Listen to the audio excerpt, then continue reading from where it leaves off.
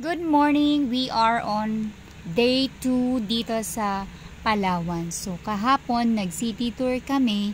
Ngayon naman ang plano ay underground river.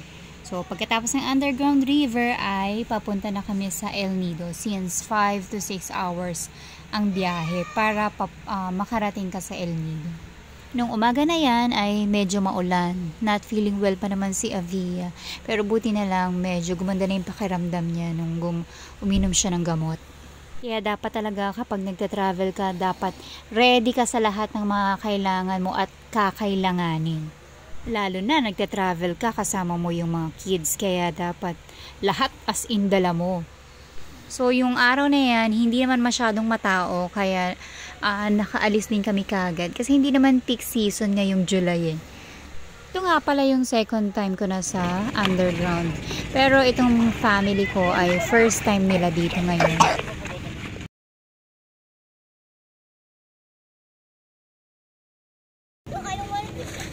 Here's Abia.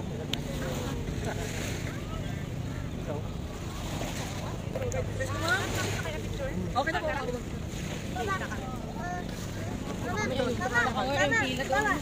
I don't want to wear. Okay, papunta na kami sa underground river.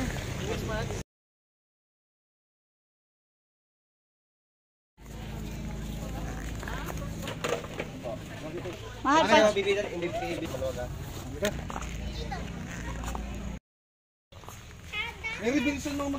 So 100 years old na yung puno na yon. Wow.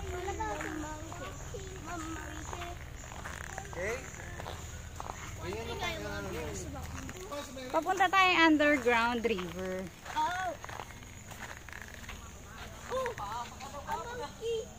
So yung iba, mga pabalik na, siguro napakaaga nilang dumating dito.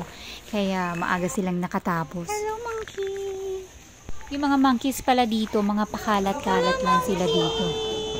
Bawal kang nga palang magdala ng foods or bawal kang magbukas ng bag mo kasi iisipin ng mga monkey may pagkain doon. Kaya mang-aagaw sila. Ay, nakagat. Yung monkey na yun, nagbukas ng bag at ayun, kinagat yung babae. Buti na lang, daplis lang siya. Maganda rin pala minsan na pumunta kayong hindi peak season kasi hindi matao. Talagang nakasalang kami kagad na pumasok sa underground. Kasi dati, napakaraming tao. Kaya pipila ka talaga at hihintayin mo na makatapos yung iba bago ka makapasok. Binigyan kami dyan ng speaker tsaka headset kung saan meron kaming pinakikinggan na narration.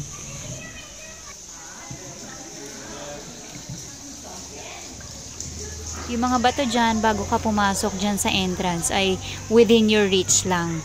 Kaya lang ayokong hawakan. Okay, so good night everyone. Good night. So yung tour guide namin, meron naman siyang dalang flashlight kasi hindi mo talaga makikita pag walang flashlight. I'm hiding my hands in my jacket. Yan po yung swallow bird or balinsa sayo po. Wow, bird's nest. Ay, that pala may flashlight sa yun. So, dyan sa part na maraming paniki, mabaho talaga, mapanghi. Kasi dyan yung mga tae nila, yung mga ihi nila, kaya ang baho talaga.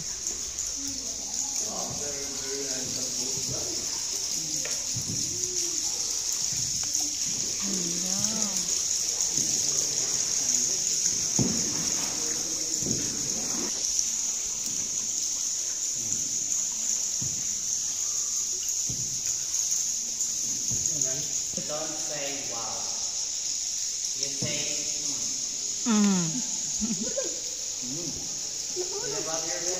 Close your mouth. So yung nasa taas na po, may nakita po kayong mga gumagalaw, that is the back.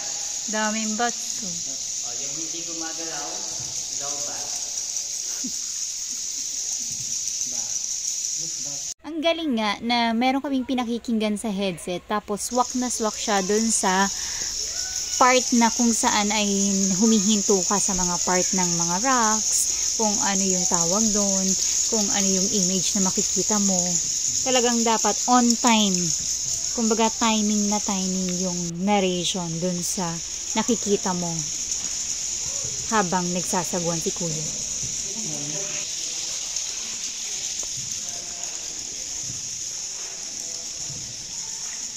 Uy, ganda dito.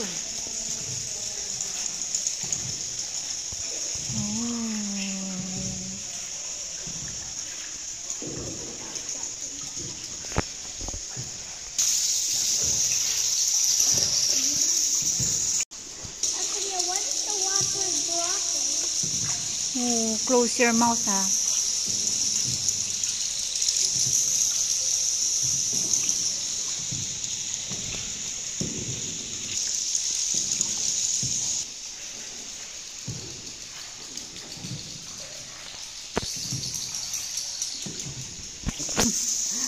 Bigla nagkaroon ng aso.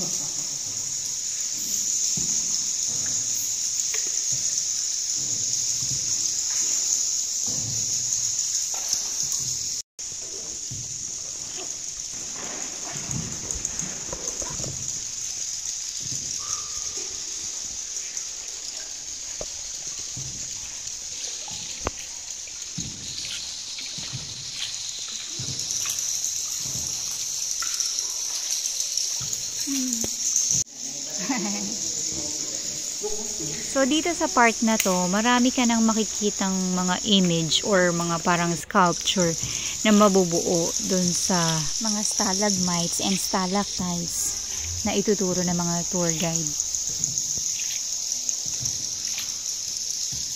Sa dami ng napakagandang mga rock formations, ang gusto ko na lang ay mag-video kahit na mawalan na ng memory, talagang mag-video ka.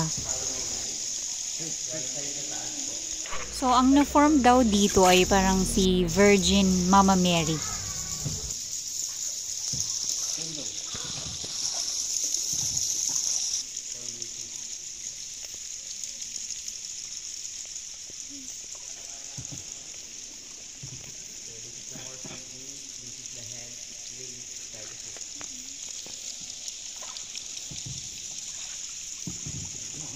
So, kahit hindi mo na susundan yung sinasabi ng tour guide, meron ka namang naririnig sa headset mo.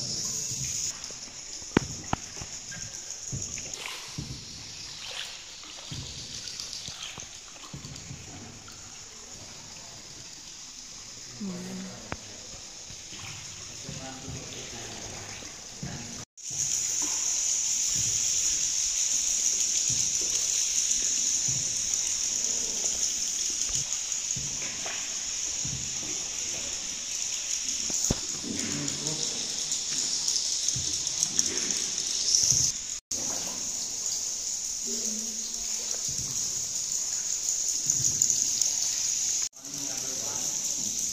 morning, everybody. Just the night is over. Wake up. We're now considered the group of survivors. So thanks God we made it. Thank you for coming and God bless you all. Thank you.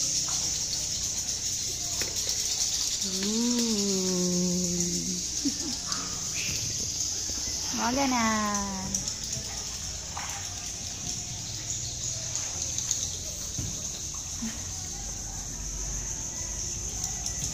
Umaga na.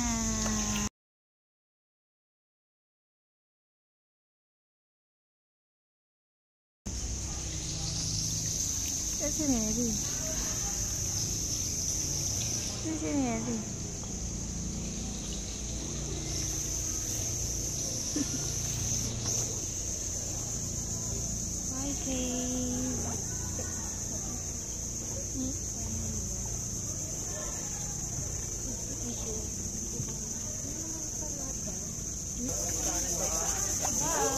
We're done at the underground river.